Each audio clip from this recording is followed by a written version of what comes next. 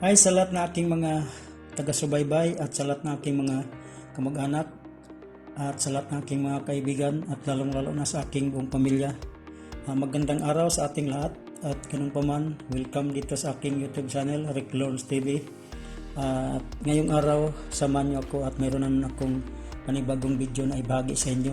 At ang aking video ibahagi ngayon ay itong tungkol sa basic air conditioning wiring diagram with pressure switch. So ito yun guys, yung aking drawing na wiring diagram. At talakayin ko at isa-isahin ko kung ano-ano yung mga component natin nakikita dito. At kung ano yung mga component natin nakikita dito sa wiring diagram na aking drawing, ay mayroon din tayong actual na mga component na ipakita sa inyo at ipakita ko sa inyo kung paano sila testingin at paano sila gumana, at saka sabihin ko kung anong mga function sa bawat isang component natin makikita doon sa actual. At dito sa wiring diagram na aking drawing, ito yung ating AC control switch. At sa loob ng AC control switch, nandyan yung blower switch at meron din sa AC compressor switch. At ito yung ating resistor block. Ito naman yung kanyang blower fan motor. At ito yung thermostat. Ito naman yung refrigerant pressure switch. At meron tayong 30 amperes na fuse para sa ating blower fan motor. At meron tayong blower fan relay. Meron tayong fuse para sa ating 10 amperes na fuse para sa ating compressor. At meron tayong thermo relay. Meron din tayong 20 amperes na fuse para sa ating auxiliary fan motor. At meron tayong compressor relay. Ito naman yung ating auxiliary fan relay. At ito yung ating compressor clutch coil. At ito naman yung ating auxiliary fan motor. So sa pagkonekta ng wiring, unahin natin i-discuss yung galing sa ating AC control switch, yung nanggaling sa ating blower control. So sa blower switch, meron siyang 1, 2, and 3. Din sa resistor block, meron siyang low, medium, at high. Yung number 1 sa ating blower switch ay kinonekta natin sa low speed ng resistor block. Din yung number 2 ay kinonekta natin sa medium speed ng resistor block. Din yung number 3 ay kinonekta natin sa high speed ng resistor block. At yung output ng ating resistor block ay kinonekta natin sa blower fan motor, yung negative side. Then mayroon tayong wire na in-splice, kinonekta natin sa high speed ng resistor block at dito sa negative side ng blower fan motor. Ang purpose ng wire na yan natin kinonekta ay kung sakaling masira yung resistor block, mawalan siya ng low speed at saka mid speed, ay gagana pa rin yung ating blower fan motor sa high speed. Kaya mayroon pa rin siyang hangin na ibubuga doon sa AC ventilation sa loob ng ating sasakyan. Then dito naman sa ating compressor switch, yung output naman ng ating compressor switch ay yun yung kinonekta natin sa kabilang terminal ng thermostat. Sa actual na thermostat, may makikita kayong letter C at saka letter L. Kaya nilagyan ko ng letter C at saka letter L. Then yung output ng ating thermostat, yun naman i-connect na natin sa input ng ating refrigerant pressure switch. Then yung output ng ating refrigerant pressure switch ay yun naman ang ginawa natin control circuit para sa ating terminal 86 ng ating thermo relay. Then dito naman sa power supply ng ating mga relay, yung ating terminal 85 ng blower fan relay at saka yung terminal 30 at ng thermo relay at saka compressor relay ay pinagsama natin yan sa positive side ng battery. Kaya kung nakita nyo, meron siyang positive na sign. So nakakonekta sa dyan, dito at saka dito. Ito yung positive side. Then yung kanyang auxiliary fan, mayroon siyang fuse at kinekta rin natin dito. Meron siyang sariling fuse. Then dito naman sa ating blower fan relay ay sa actual doon natin i-connecta to kapag naka-turn on tayo sa ignition. Ibig sabihin doon, bago siya magkaroon ng power, yung terminal 13 ng blower fan relay ay maka-turn on muna tayo sa ignition switch. Din yung kanyang output ng terminal 87 ayun yung kinonekta natin dito sa ating positive side ng blower fan motor. Then yung 10 amperes na fuse para sa ating compressor ay dito rin siya nakakonekta sa terminal 87 output ng blower fan relay. Din yung output ng fuse yun namang kinonekta natin sa terminal 85 ng thermo relay. Then yung terminal 87 ng thermo relay ay doon naman natin kinonekta sa terminal 85 ng compressor relay.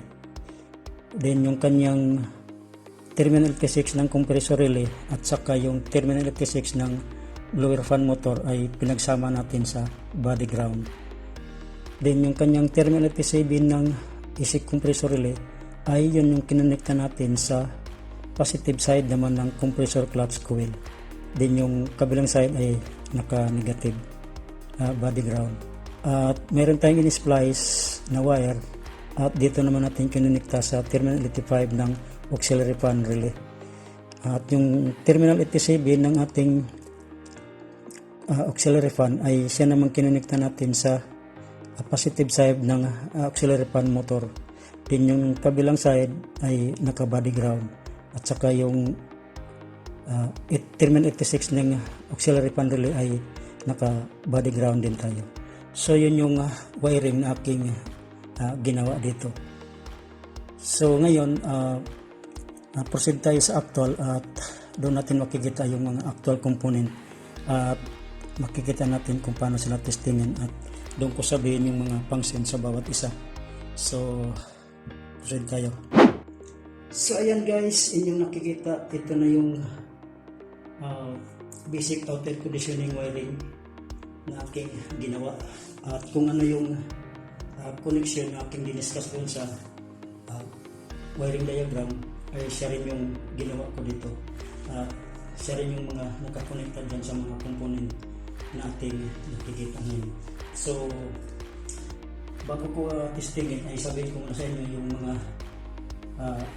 component na ating nakikita. So ito yung ating AC control switch at nandiyan yung blower switch at ito yung compressor switch. Ito naman yung resistor block at ito yung blower fan motor at ito yung ating auxiliary fan motor na sample. At ito naman yung compressor, AC compressor at sa loob niya nandiyan yung compressor coil at ito yung clutch hub, ito naman yung compressor pulley at ito yung kanyang thermostat. Itong thermostat, ito yung ating mechanical type na thermostat at ito yung sensor niya na makatusok doon sa evaporator pins para masense yung lamig ng evaporator. At ito naman yung actual na pressure switch. Sa actual, ganito yung pressure switch. Pero sa video na ito, hindi ko actual na konektahan to dahil ito, magkaroon lang ng kontakto kapag nakakonekta to doon at may preyon.